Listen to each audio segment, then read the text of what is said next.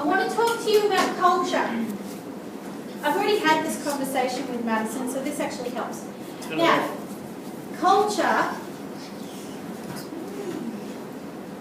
is how we portray our stories.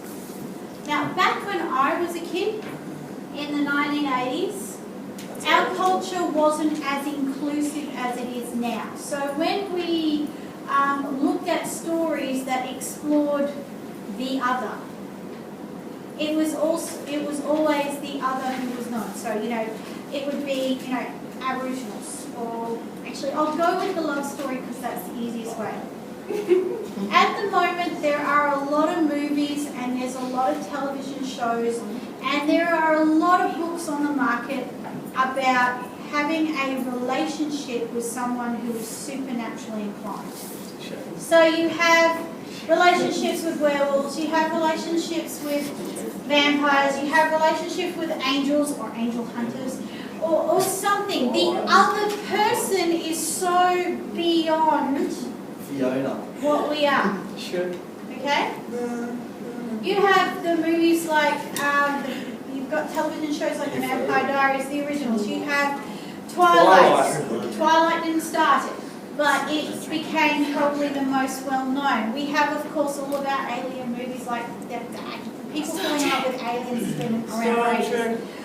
But, focus. I'm not kicking on my feet on. Listen. It's alright. The reason why I'm using these examples is because if you haven't watched or read them, you've at least heard about them. Now, those stories are just basically trying to explore the idea, the theme of loving someone in obstruction. They call it the star-crossed lovers, where something stands in the way of them being together. Okay, just wait. Let me finish. Something stands in the way of them being together. The obvious one of this, which is like thousands of years old, is the Romeo and Juliet story. Now, there was nothing otherworldly about these two. It's just that they came from two separate families that were at war with each other. But there was something between them that kept them apart. By the time I became a teenager, those stories were explored between, okay, so we have a white girl and a black boy.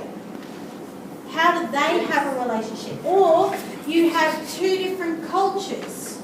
How does an Australian girl have a relationship with an Italian boy? And so on and so forth. Because they were classified as other, not to be trusted. There was something wrong with them. Alright?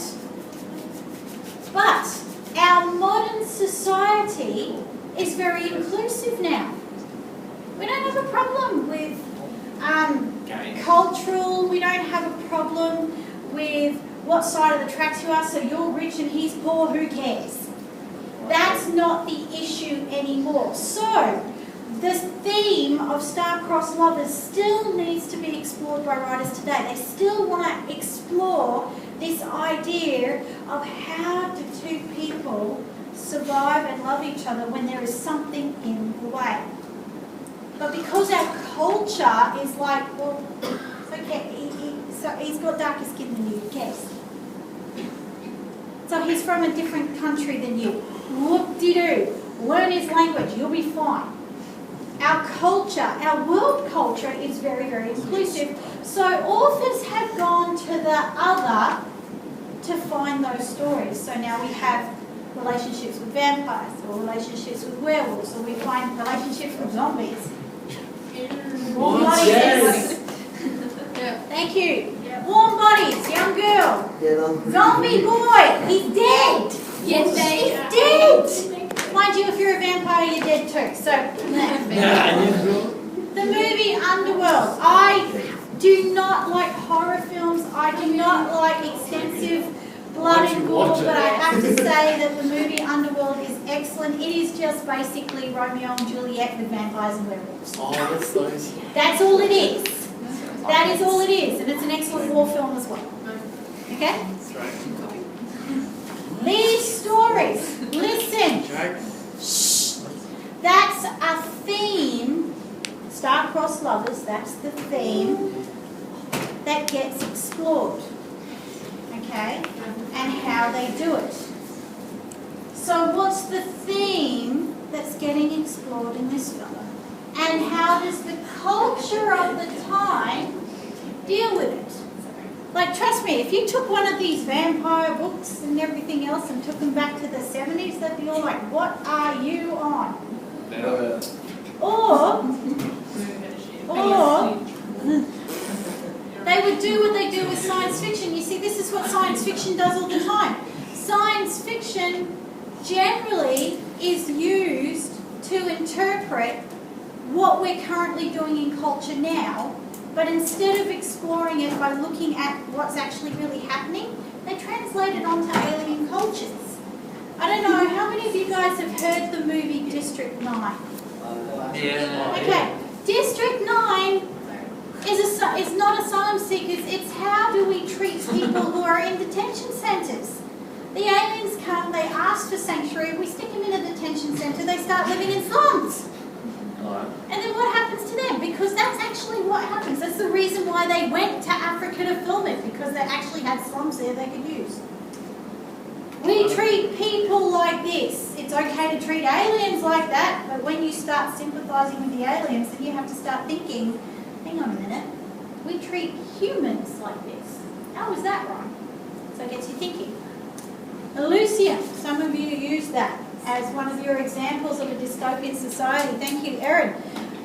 Elysium translates so easily. Here's these guys, they're on a space station where they get healthcare and could live for 100 years if they wanted to, because everything gets cleared, including their skin cancer if they go and sunbathe too long. And then down on the planet, it's like the dull and the dregs, and it's horrible, and people want to get out of there, and where is the haven that they want to get to? And so they get on boats to travel there, but they get shot down, I mean it, blown up before they get there. Does that sound like something similar that we know? Yeah, Shrek story. Shrek is actually a really good example of this, using stories and retelling them and changing them over and over and over. Okay?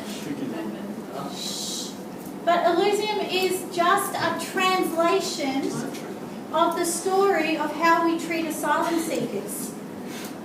It's one of the reasons why over in America they got really, really upset about it, because it's rather obvious. I remember watching an episode, thank you Maggie, I hope you're paying attention. I am. Good. I remember watching an episode of Star Trek where they came across a society where nobody had any gender. They were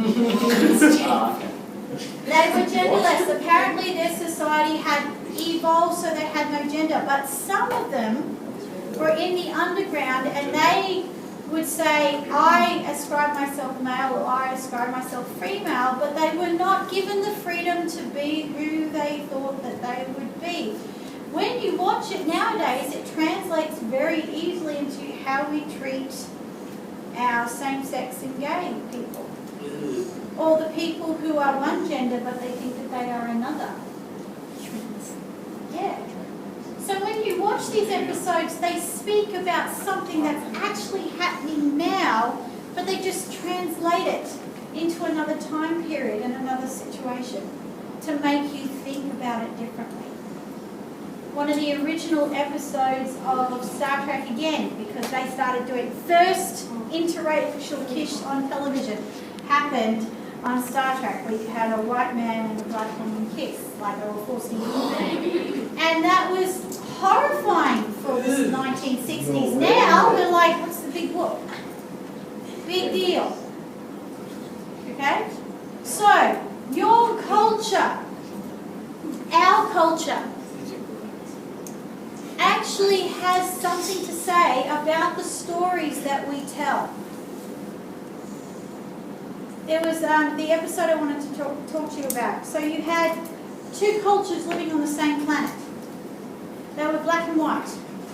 So one side of their body was white, the other side of their body was black. They actually painted. Now the thing is that, listen to me. And then you look black again. The people who thought that they were superior were the ones that were all black on the right side. So they treated the people who were all black on the left side as second-class citizens. And you sit there for a long time, I was just watching it going, I really can't tell the difference between the two. Until you realise that when they were standing facing each other, they were exactly the same. And you're like, so it's a right and a left thing. But honestly, when you're looking at them, it's like, you look the same. This is so stupid. And when you have that moment of going, this is so stupid, you're going, hang on a minute. The colour of the skin, that's a really stupid way to judge a person. So science fiction does that. That's one of the things it does. So when you think about this present darkness, when we start looking at it and taking it apart in class, because we are going to do that, and looking at the themes, you have to think, thank you, what was the culture of the 1980s? What's the culture we live in now that goes, oh yeah, that's all good, but back in the 1980s it was like, no, that's not good. Okay? So what is it in this novel that goes, okay, I'm informed by my culture? We will also be exploring this fictional reflection of biblical prophecy because it is there as well. The Bible talks about how Christians will eventually become the second-class citizens on this planet. Who's the first? Everyone else. We will be like, the way that the Muslim extremists are being treated at the moment, that will be us. We will not be allowed to express our beliefs. We will not be allowed to pray. We will not be given sanctuary. The way that they treated the Jews in World War II, that is Christianity's future. And the Bible is very clear on that. That evil will become what is normal and right, and any time we cry out against it, we will be considered wrong, evil, and base. So all that is good will become bad, and all that is bad will become good. Okay? So those are some things that you need to consider. Because already you can see that in this novel they played around with that concept. That those who were fighting for the rights of God were treated as criminals and lies and slander was put against them so that people would not believe in them any longer. So we will be looking at both sides and you will have to make a judgment and then argue your judgment here at the top of the floor.